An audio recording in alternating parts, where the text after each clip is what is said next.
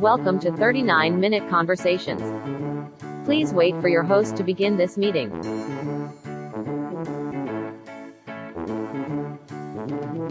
Your meeting is now being recorded.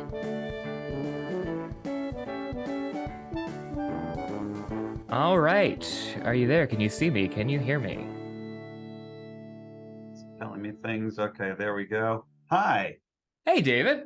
how's it going? Good to I'm see you. good. Good to see you. Thank you for doing this. Of course, of course. How are you feeling? I'm feeling all right. I'm feeling a little sore, a little tired, but a little sunburnt, but we're all doing what we can do. How you Yeah, feeling? I'm fine. Just, pounding the pavement, screaming, getting cars to honk. Oh, That's that's the yeah, best part of it.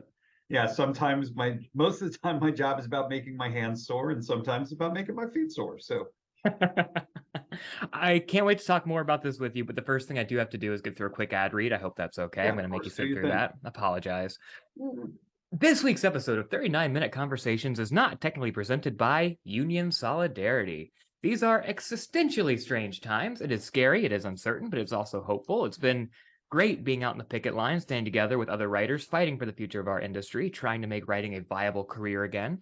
But writers aren't the only ones who are facing a crisis point. That is why this ad is for the members of SAG-AFTRA. If you're a member of SAG-AFTRA, you have now received a strike authorization vote, and I encourage you to vote yes. I am not a member of SAG. I'm SAG eligible, but not really an actor. We don't have to get into that. But I have a lot of friends who are, or are striving to be, and I know actors are dealing with a lot of the same bullshit that writers are. Streamers taking advantage of low new media rates, residuals, pennies on the dollar compared to broadcast and cable rates, studios trying to claim your likeness and voice rights, and what we have in front of us is a rare opportunity to change the way the entertainment industry operates for the better for everyone. In 1960, there was a joint strike, both writers and actors. This union solidarity won residuals for movies aired on TV, plus pensions and health plans, which are still huge to this day. We still rely on those now. And we can do it again. A joint strike is the way to keep our careers from turning into gig work, to win protections and better pay for us all, and we can do it by standing together. So SAG-AFTRA, please vote yes on a strike authorization by June 5th. And DGA, if you want to get in on this, we would love to have you. And hello, I'm Brian T. Arnold, and this is 39-Minute Conversations, a podcast about reconnecting with old friends and making new ones. But I've only got 39 minutes to do it because I will not be paying for Zoom Pro. My guest today is a very accomplished television writer who, for some reason, is slumming it by agreeing to be on this stinky little podcast.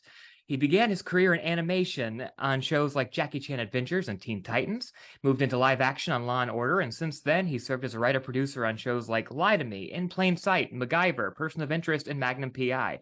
He's also the creator of APB on Fox and wrote the series guide for Netflix's Dark Crystal. He's a proud member of both the WGA and TAG, a former member of the WGA West Board of Directors, and he served on the WGA 2020 Negotiating Committee. Please welcome David Slack. Wow, thank you. That is quite the bio, David. It's I guess so. I guess I've been at it a while. I'm in my second strike. So I met somebody the other day who was on his fourth. So wow, I got a ways to go. Yeah. Yeah, you got time. You got time. Yeah, We'll strike again. Yeah. You are a rare podcast guest for me in that you are someone that I've actually met in person recently. I started the show because the pandemic kind of turned me into a bit of a shut-in. So that kind of, most of my guests have been people I haven't seen in a long time or that I've met online. But we met on the picket lines, which is, this is the first time I've been regularly out of my apartment in 3 years.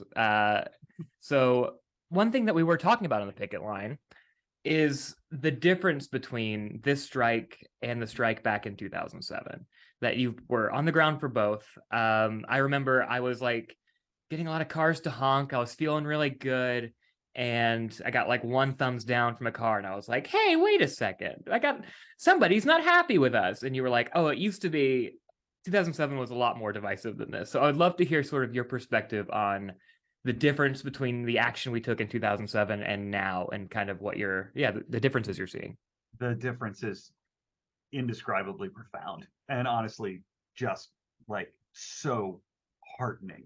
I think we're in a inflection point. We're watching the entire labor movement in Hollywood wake back up. We've got solidarity from SAG-AFTRA, amazing solidarity from the Teamsters and the ATSI members who haven't been crossing our picket lines. The support from the Teamsters cannot be understated. That's just thank you, Teamsters. I don't know what else to say. Yeah, no, it's and it's because everybody is getting that we win together. That's the whole way a union works. You win together. There are things that you could never negotiate as an individual, even a really powerful individual, that you can only negotiate as a group, with the power of withholding our labor and the power of not crossing picket lines. In 2007, the labor movement in Hollywood was not in that place that it is now. So we had some pretty profound pushback from across the industry, from members of other unions, some leadership of other unions, and from just the public at large. So I remember walking that picket line, having people come by screaming "greedy writers" at us and stuff like that. I did location picketing back then. There were occasionally there was always some Teamsters and the ATSI guys and actors who were supportive, but then there were some who were in some cases ready to fight us.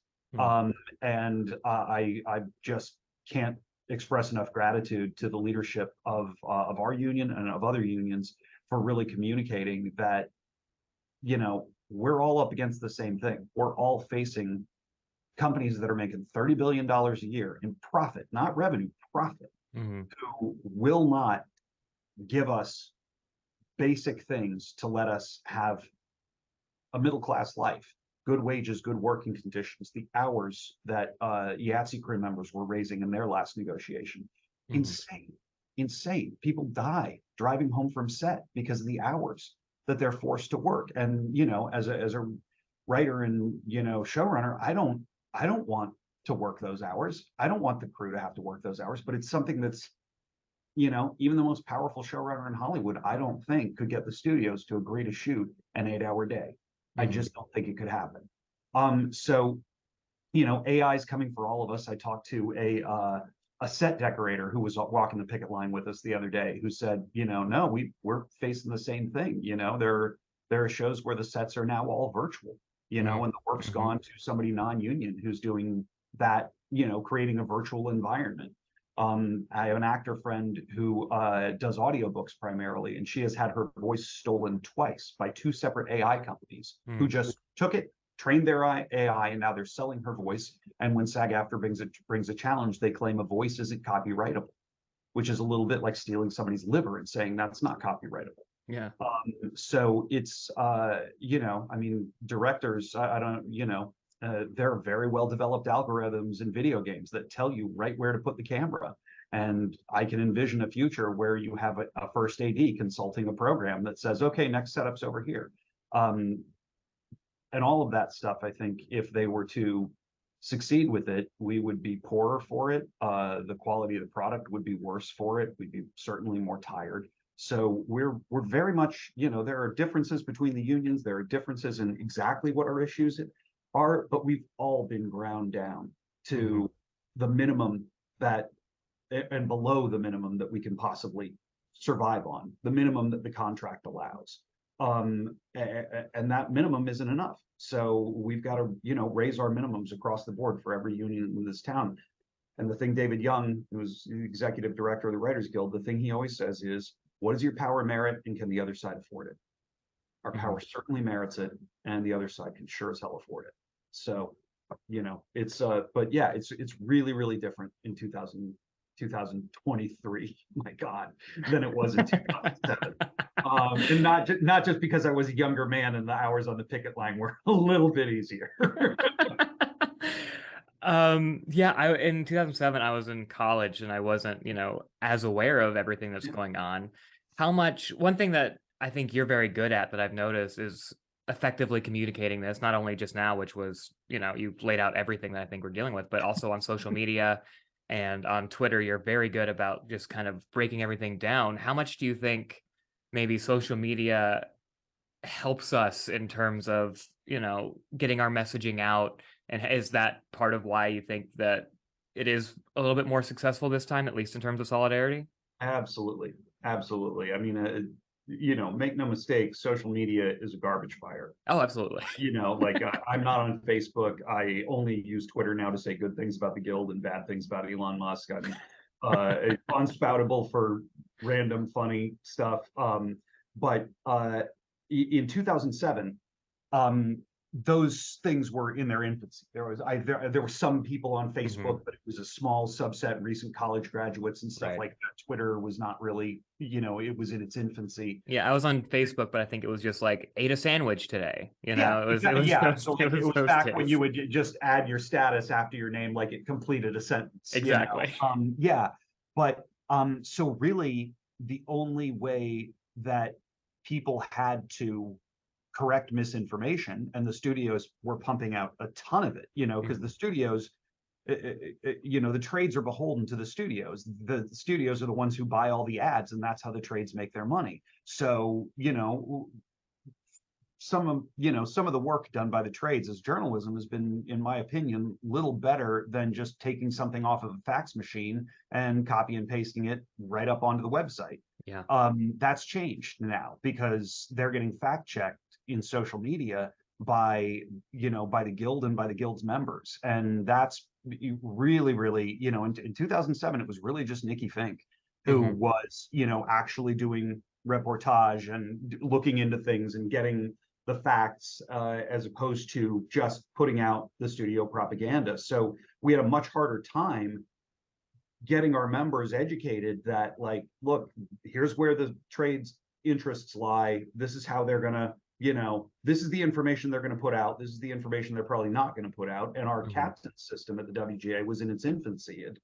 We didn't, to my memory, really have a captain system. We started having strike captains, and that was the genesis, at least. Yeah, I may be wrong about that, but I believe that was the first time I ever heard about it. Okay. So we've built that as a way to communicate with our members. We've done a really good job over the years of strengthening that system so that we have a way to communicate directly with our members and cut through all that. But now our members also are, I think, pretty well inoculated against the grip of studio propaganda. They'll try and put something out in the first week they tried it with, putting out a headline that writers are fine with AI writing scripts as long as a writer gets paid, which was a gross mischaracterization of anything that we were proposing. And the Guild itself promptly spiked it. And we, talked to the LA Times and got our actual policy out, which is incredibly reasonable, which is just like, hey, don't use this to do shit and then pay us far less to fix it because it can't fucking do it.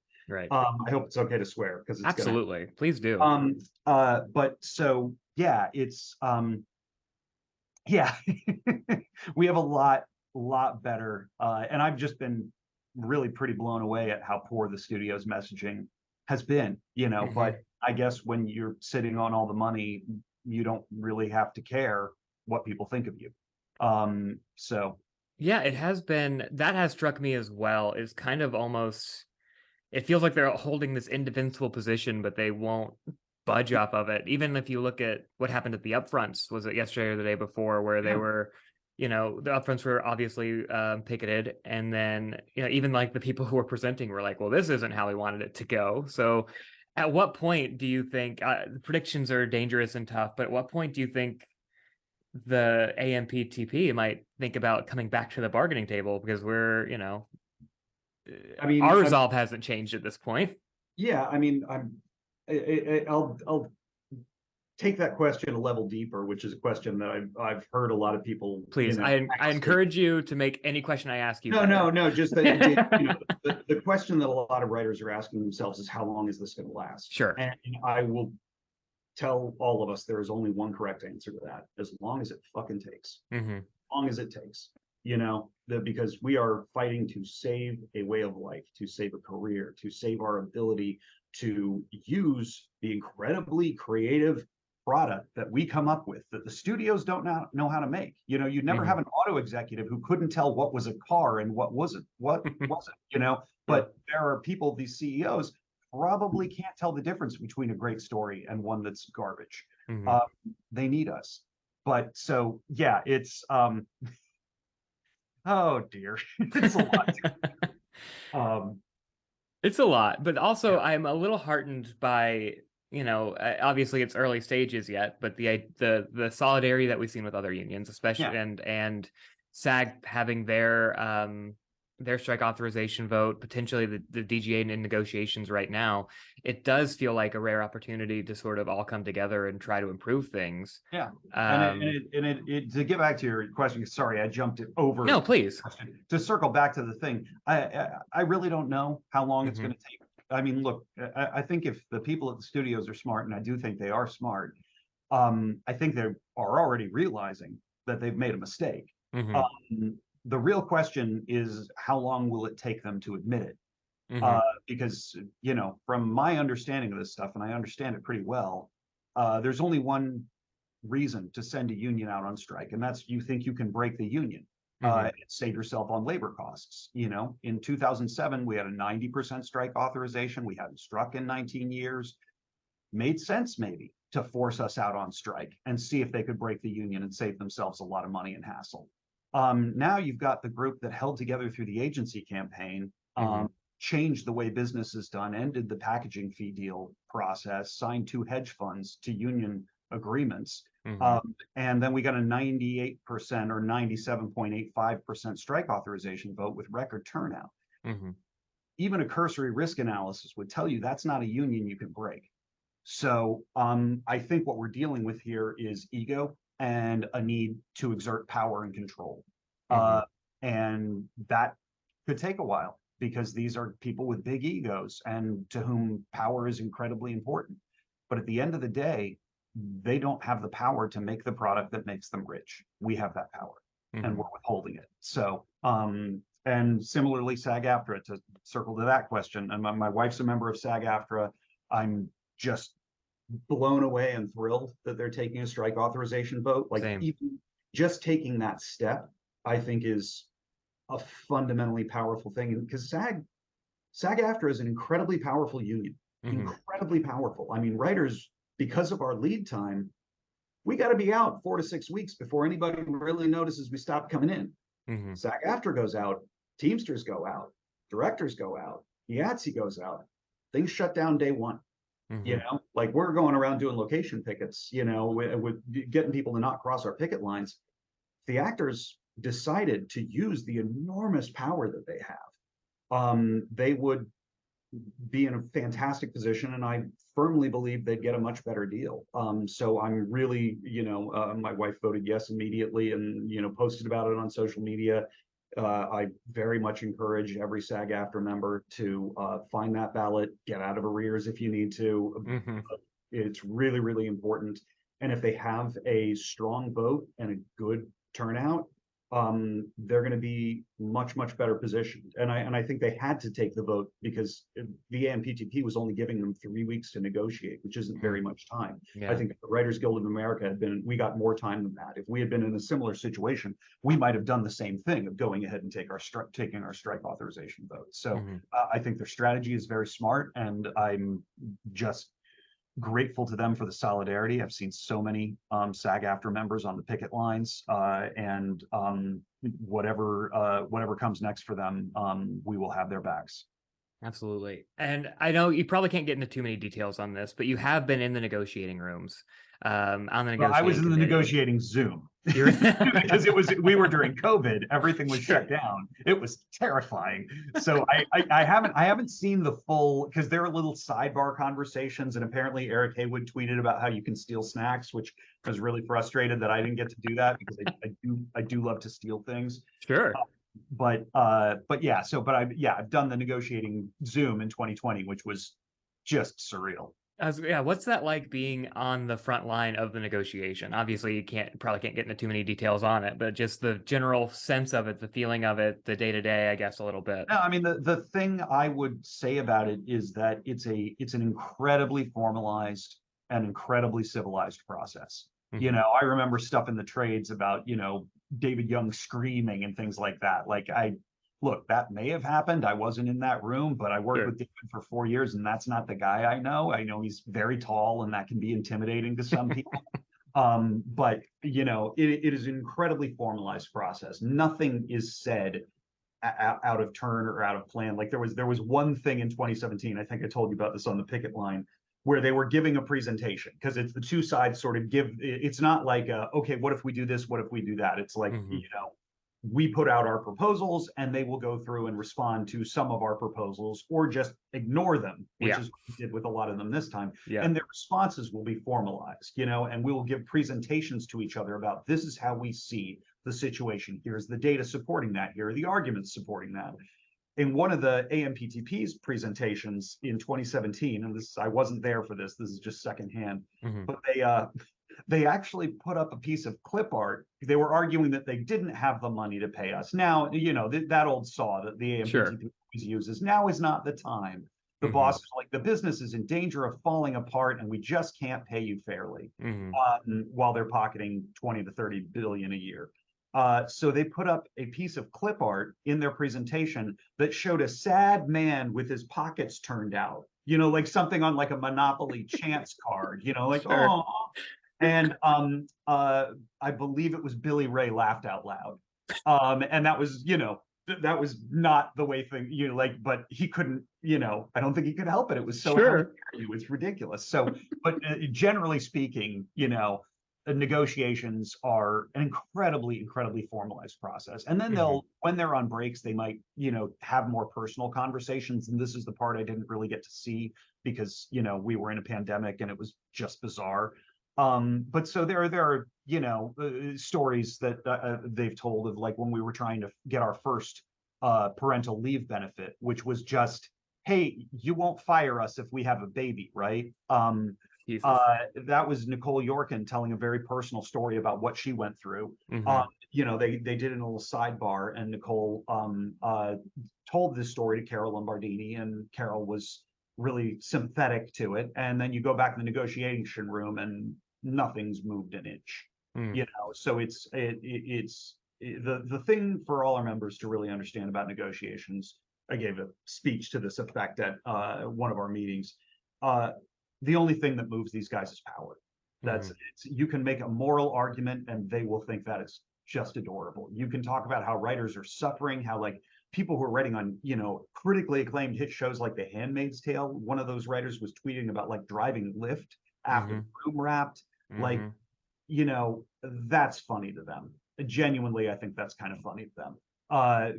Because it's, well, I mean, look, I picked a job doing something that would drive a lot of people nuts, right? You and I can both sit in a room for, 12, 16 hours a day, messing around with the way two imaginary people talk to each other and not go insane.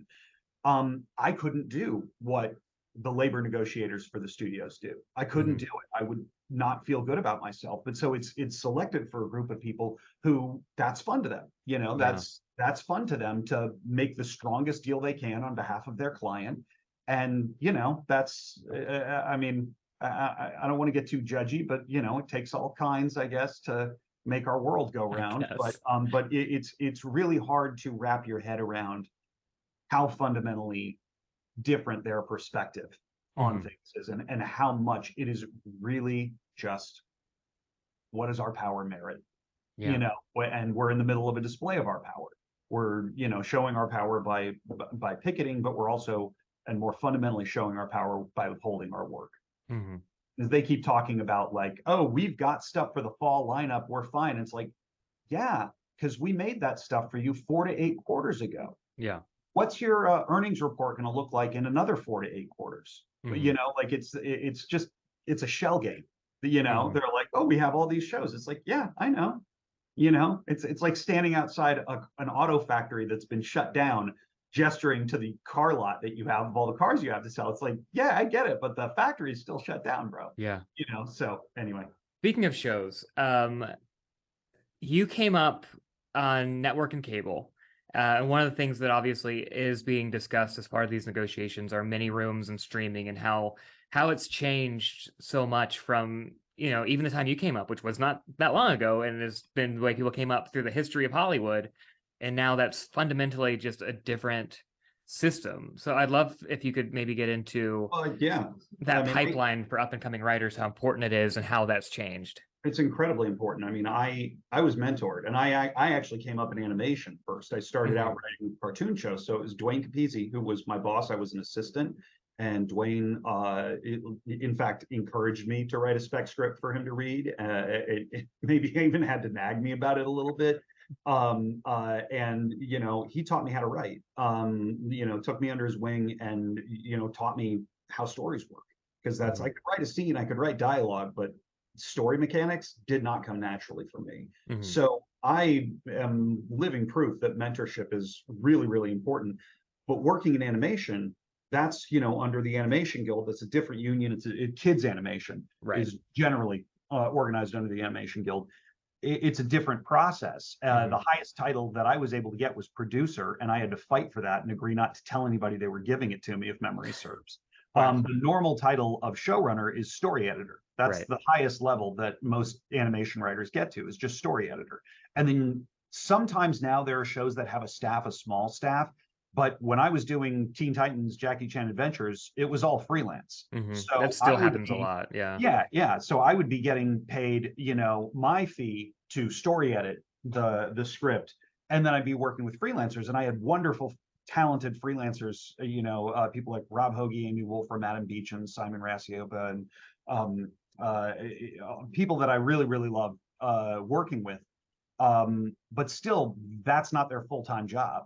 So you're kind of on your own in terms of what you maybe feel like you could ask of your freelancers, in terms of the turnaround time. You may take something in and then get notes that kind of blow it up. And do you really have time in the schedule to send it back to the writer, wait for them to take a pass? I never pulled an all-nighter in high school or college. I was a good student. I pulled about an all-nighter a week on Teen Titans. I would write till 3, 4 in the morning. I'd be having little hallucinations in the corner of my eyes, and then I'd sleep for 3 hours. I lived in Santa Barbara at the time. I'd sleep for 3 hours, get up and drive to the recording session from in LA, in actually the building where the AMPTP now exists. So some of my fondest memories are in the building where the AMPTP is. That's where we'd made all the Warner Brothers cartoons back then. But so then going into prime time, going into room culture, which I didn't get to. Law and Order was very similar to the way I worked in animation. We had a staff, but it was independent study. You didn't have a writer's room. I wasn't on a writer's room till In Plain Sight. And I met my first writer's assistant, Joelle Garfinkel, who's now a member of the Guild. And I looked at her and I'm like, "Are you writing down what we're saying?" And she's like, "Yeah, that's my job." And I'm like, "Why?" Because I sort of felt like if it's a good idea, you'll remember it. I've now come to really appreciate the quality that good writers' room notes bring. But so it was baffling to me at the time. But through the process of working in rooms over the years, I've been mentored. I've mentored other writers. On Person of Interest, we were like 8, 9 day shoots, big stunts, difficult show to make. Very cinematic. And so one of the things that I would do is sit down and do about a 45-minute talk with writers before their first time covering set, and just explain to them, here's what it is, here's what your job is. Because I didn't really have that. They told me to cover set, and I'm like, how? And they're like, cover set. Right. So that wasn't on Person of Interest. That was on another show my first time. But so yeah, being there for each other and training. And I really feel like at every level, the thing that's going on, this sort of tech mentality, hedge fundification of Hollywood, has led to a situation where we're sort of eating our seed corn. We're only developing existing IP as corporations, so that we're not creating the next generation of IP. If a young George Lucas was to come in with a pitch for Star Wars now, they'd be like, "Hey, great, can you make that? Can you do that, but with Flash Gordon?" Right. So they're not creating new IP, which is very short-sighted. They're not, by not sending us to set, they're saving the money on a business class flight and a hotel room, and they're costing themselves all of the stuff that writers catch and are able to improve when we're on set. A good writer on set can be a really phenomenal asset, in both being there to answer questions, making sure that things are getting done properly. I used to joke that when I was on set, I should get a t-shirt that says "It's all my fault," and then on the back it says "And I'm in the way." But it really, I really, really believe in sending writers to set. I think it saves money. I think putting writers in post and giving them the opportunity to see how everything cuts together. Because it also changes the way you write. When you've been on set, you know what's expensive, you know what's maybe under described or that you need to be more clear about. When you've watched how it all cuts together in post, and then you're on set and you know what pieces you need, and you know how to put things on the page. So that sort of training that I've got has really, I think, saved the companies a lot of money. That was one thing I did on Person of Interest was I worked on our graphics department to make sure that we were shooting as much stuff practically as possible because we were getting killed in VFX. And I have no idea how much money that saved, but I know it was a lot. You mentioned at the top of that, you talked a little bit about your time, like being a member of TAG and your time working mostly in animation. And I have seen on social media people in TAG or talking about animation specifically, talking about potentially, WGA, like how TAG has supported WGA, they, are hopeful that WGA will support TAG in their negotiations because TAG writers do have fewer protections, make less money, that kind of thing. How can I guess I'm getting to, like, how can we support TAG in the near future to sort of help them the way that they've been helping us? Well, I mean, certainly, I think in the event that if TAG was to go on strike, I think, certainly, I'm not in leadership of the guild anymore, so I'm just speaking as a rank and file member. Sure. But I sure as hell wouldn't cross that picket line. And I'd be somebody that they might look to write animation scripts, but I wouldn't do it. So, and then the whole issue of writers in TAG versus writer in the WGA, that's an incredibly complex issue. It seems like it. It seems way more complicated than it gets into history, it gets into labor law. Yeah. So it's, I see the little timer that we got like 8 minutes left, so I can cover that here. And honestly, I'm not the right person to really get into it. But all I will say is that it's a really, really complicated issue. As a member of both unions, I personally believe that writers should all be in one union. I think that as a member of TAG, I was part of the 10% of the membership that were writers. The numbers may have changed, but at the time, that was the figure I heard, was that 10% of TAG was writers. So when they go to negotiate a contract, are you going to worry about the 10% of your membership, or are you going to try and achieve gains for the other 90%? Now, that other 90% isn't indivisible. Character designers and colorists have different concerns, storyboard artists and directors, and all of that stuff. So it's not like that's one thing, but I think the artists in TAG, the visual artists, are a little bit more unified in their demands, and then the writers have a separate set of concerns. And we see that in the Writers Guild. Anytime you have a group that's not a major constituency, it's hard to win things for them because the studio knows that, well, what are you going to do? Are you going to go on strike for 10% of your membership?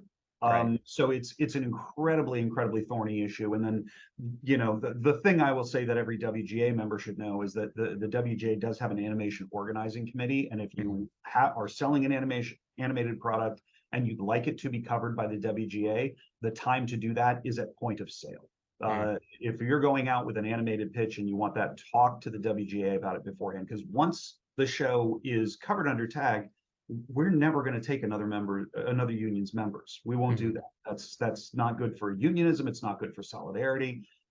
So that becomes a much more complicated thing. So if you're pitching an animated project and you want to try to get WGA coverage for it, that's a conversation to have with the guild at that point. Doesn't mean there have been shows that have switched over to WGA, but that's a complicated thing that has to do with what the members on that show, the writers on that show do. That's not something that the union is, backing. It's a complicated thing. So yeah.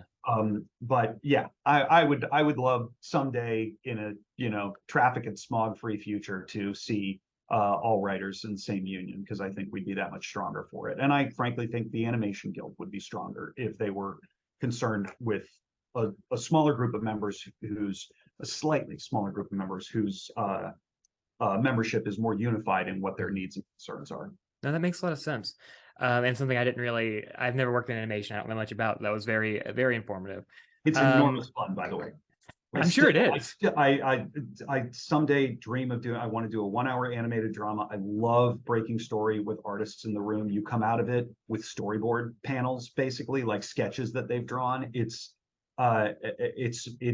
really, really teaches you and reminds you that what we do is a visual medium.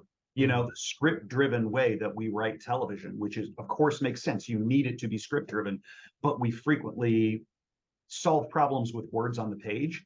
And animation writing really teaches you to think in images. And I love that. I still try to write that way, and I miss that aspect of it. Also, artists are just cool as shit. Like they'll draw. My head was shaved back then, so they used to draw me as a Q-tip. They draw pictures to make fun of each other. Like, I love working with artists. That's really fun. We don't have a ton of time left, but I do want to ask, as someone who's been in this industry a little while, a lot of my listeners are pre-WGA or up-and-coming writers.